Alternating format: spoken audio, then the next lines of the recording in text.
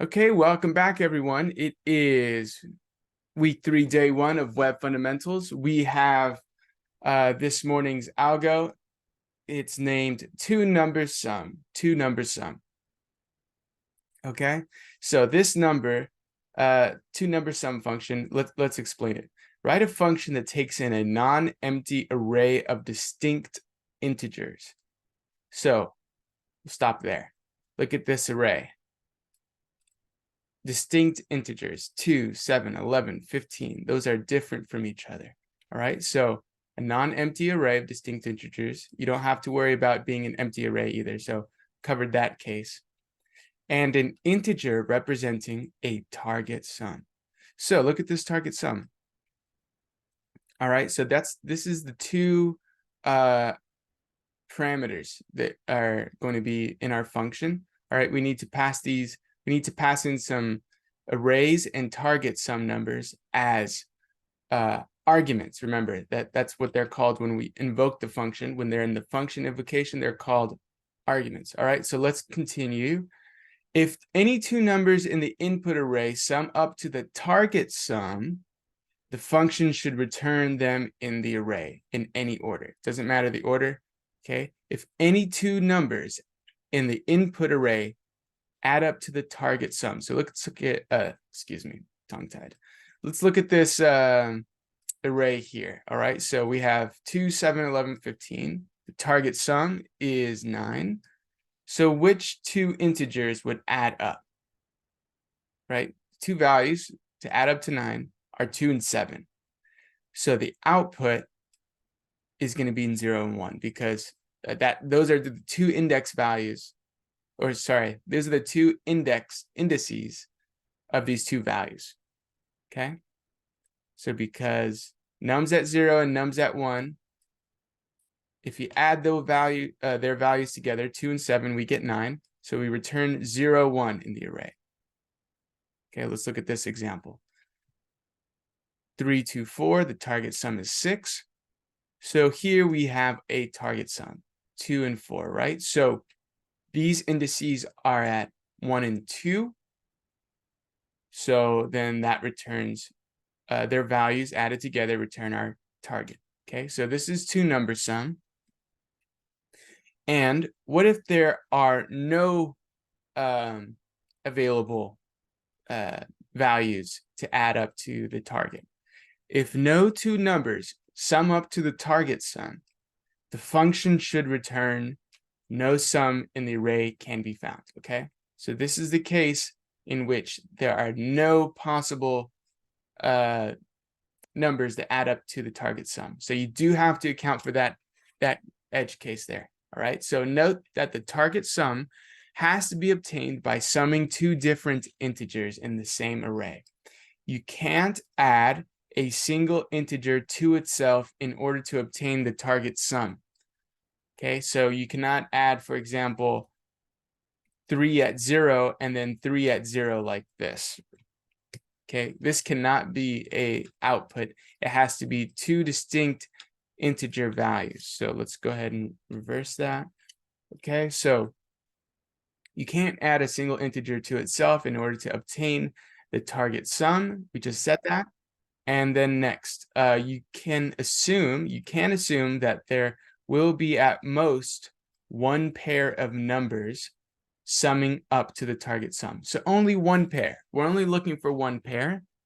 Okay, at most there will be one pair. So as soon as you find that one pair that adds up to the target, you've done as much as you can do. That's what at most means. So let's just assume as soon as you find that first pair of numbers that add up to the sum, that you're finished. Okay, so that's where you want to return or exit out of the function. Okay, so now that now that I've read this, do we understand this? Anyone have any questions? Let me just, I've never done a pulse check for an algo, but let me just see how well you guys are getting this one. All right, if you guys don't get it, I mean, now's a good time. What do you guys need to understand in order to make this work? Right, we have a function. We take two values, an array and an integer.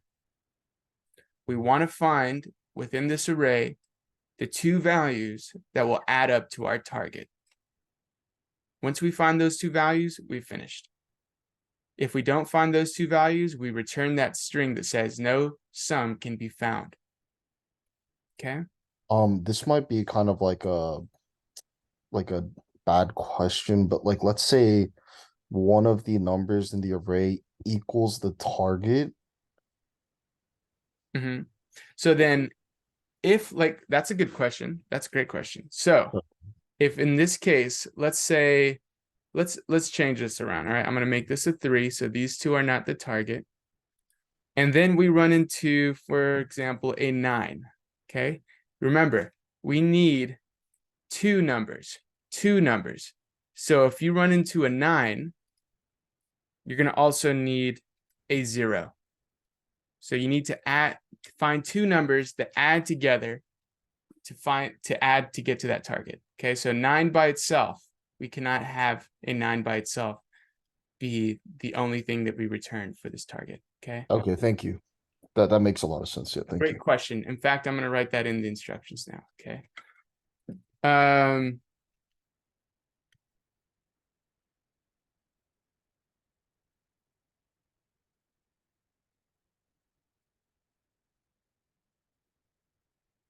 Okay, great. I'll add this to the instruction. Any other questions? Okay, fantastic. No Well, dad jokes? oh, go ahead, Josh. No dad jokes? I'll have them when you guys return. Okay, how about that? I have them ready for you as soon as we finish the breakout groups. Okay, so time to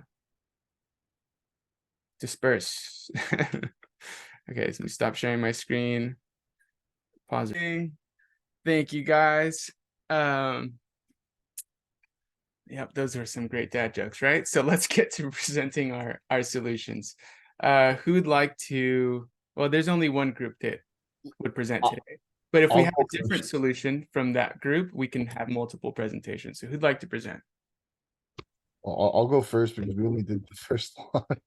But yeah. So this is the code we wrote for the first. Oh, whoa, I got a lot of stuff going on. Sorry, guys. So for this one, we gave the var nums array. We gave the array the var nums. We gave the target a variable. This is the output we're going for. So we wrote a function, named it two values, and we put the nums value or variable and the target in here. Mm-hmm. Then we wrote a for loop where we made the variable I equals 0. I is less than the nums length. And then so it goes down, and then it checks it. We wrote another for loop for variable j so that we would get two numbers side by side, and then we did an if statement if nums of the index of I plus the nums index or j from the nums array Mm-hmm. equals the target, because we wanted to match the number 9, then return nums I plus nums j.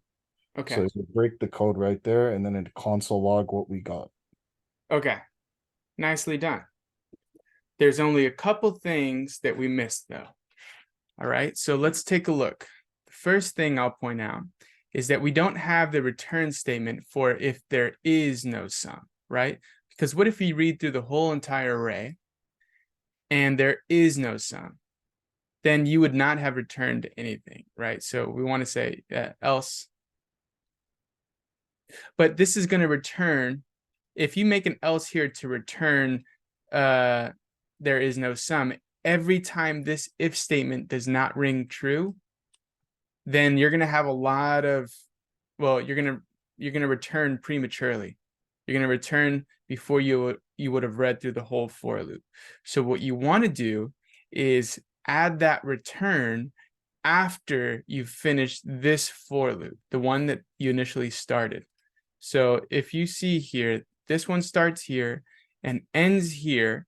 If you finish this for loop and you have not found a sum, then at this point, then you know that you can add that return that says no string found, right? So you want to add the return right here between line 33 and 34, between line 33 and 34, yeah. That will say, careful not to add an extra bracket. You didn't want to add an extra bracket, so what you just did, you added one. So careful there. There we go. So in there, you want to just say return, and then the string that says no sum found. So you don't want to return this thing here. You want to return in case there is no sum found.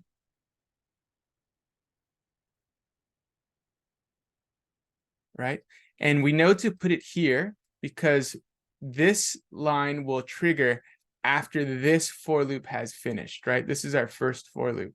So this will, once we finish this for loop, we would have reached the end of the array. And we know that if we reach the end of the array and this did not trigger and this for loop finished, then we want this. We want this line to return no sum found. Okay, so that's the first thing. The second thing is that you start J at 0. You want to start I at 0, right? So if I is at 0, you don't want J to be at 0, because if J is at 0, then you may add I plus J and it's in the same index value. Remember that you asked before, we broke out into groups. Can we return two of the, if one adds up to the sum, or we said also that we cannot have the same index value for both. So what we want to do is change J to I plus 1.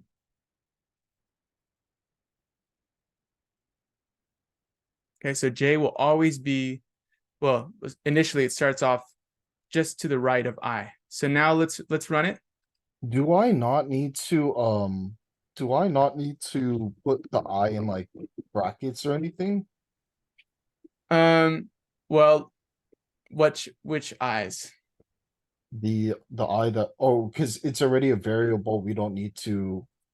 I didn't see what you were referring to, but Oh, I'm sorry, this I. that I, We're just calling yeah, upon. because it already exists within the scope of the for loop above it. That I is already defined on line 27. So this is within this for loop. So this I is accessible to anything within the for loop. Okay, understood. Okay, so if we ran it, can we see your trace now? Can we see the result? So then we have a target 9 and we returned. Oh, okay. No, see what we did return the sum, but let's look at the instructions. We added them together and that's why we got 9. And that's the value of our target sum. So we know we're doing something right. But what we want to return is the output should be the indices of those 2 points in the array. So it should just be return an array with I and J on line 30. So it should just be like this. Return I and J. Yep. So you just replace this stuff with that array I at J. So delete it. Sorry, 1 second. And So then you array. want just No, so yeah, just the brackets. Open the brackets. And then I, comma J. Inside the brackets. Oh, inside the brackets. I'm Yeah. so sorry. It's all right. No, I'm just asking you guys to return in a single array the output here. Okay, so now let's run it.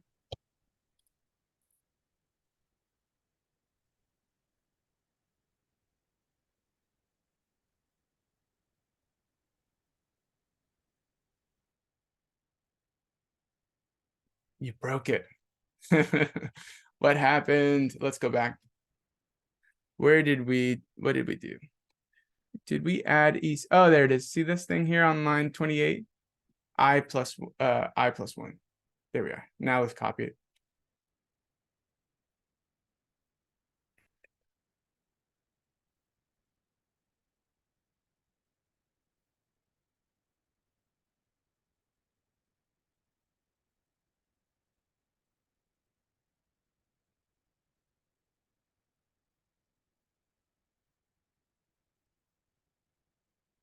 Okay. So we have our target. We have I 0, J is 1, and then we have our output. There we are. Nicely done. Okay, so did any other group get a different solution? Any other group get a different solution than what we just saw? And thank you again, Josh. That was great. Josh and Josh's group. Yeah, Fantastic job. Kai and Fontella right there. That was all Kai and Fontella. Oh, okay. Good job. This week, I'm going to be pushing the level of difficulty for algorithms, okay? So we have the skill to push it, but don't worry if we don't complete it by the end. All right, this is meant to be a hard finish line. All right, and this week wasn't always required, right? So just consider yourself. I mean, you're seeing these algorithms that you may encounter later on, and if you don't understand them now, at least you would have encountered them at this point, so they're not a surprise to you later on in your coding journey. Okay, so if you encounter these later on, you can reference what you've done this day and say, as you grow in your JavaScript knowledge, oh, I remember that I started this then. Now that I'm better at JavaScript, I can probably figure this out much faster and easier. Okay, so that's the goal for this week's algorithms. All right, so does anyone have any questions about what we did today? Okay, one thing I want to make a point of, and I saw this done in one group, and I just want to warn you guys against it. Okay, not to pick on their group, but I want us all just to be careful when writing JavaScript. And again, I want to emphasize that learning JavaScript is like learning chess. You learn the first basic moves, but you spend maybe the rest of your life perfecting it, okay? And learning how to do cool things with those initial things that we've learned, okay? So here I have the solution. I'll post this on GitHub for you guys so you can take a look. This is my solution. I have the slight difference of having variables called const. I'll introduce this week. What const means, there's another way to write variables, and that's with that keyword const. That's not what I'm trying to show you. What I want to show you is whenever you write a semicolon, okay, you want to write a semicolon at the end of a line that doesn't have a curly bracket like this. So we don't want to write a semicolon like this. This is a no-no. So don't do this. Okay, don't write a curly bracket at the end. A semicolon at the end of a line where a curly bracket is opening. And don't write a semicolon in between parentheses and brackets where you would write your function line. Okay, this will mess up the code runner, and it will not interpret your function, even though you have the logic in there correctly. The syntax needs you to not have that there. Okay, so don't write semicolons unnecessarily. So this line could use a semicolon, and you guys have may have noticed already that semicolons are not essential, right? They used to be essential to separate each line of code. If you have two lines on like multiple variables on the same line, then you don't want to write multiple variables on the same line. But if you do, you can separate them with a semicolon. Okay, so that's what that's for. Don't go crazy adding them at the end here in between parentheses and curly brackets. That's just not something that's necessary, and it will disrupt your code. So only add them if you add them at the end of lines like variable declarations or return statements, okay? Or even a console log. You can write one at the end of a console log. It's not essential for the code to run, but if you work with older developers that had to use semicolons to make their code to run, they're going to expect you to write that there as well. So just get in the habit of doing it, okay? Just get in the habit of adding those semicolons. And that's it. All right, so I'll push this to GitHub. You guys can analyze this, take a look on your own. And sorry? I have a quick question on line 53. I don't remember if I forgot but the 3 equal signs versus the 2, what's the difference? I'll explain that later on this week as well. We'll have a lesson dedicated to this. Okay, but essentially, what I'm going to do is I'm going to just switch it back to 2. Okay, And I'm going to switch these to var so that there's no confusion until we introduce it formally. So this is what you guys are used to seeing. So this is what I'll push. Okay.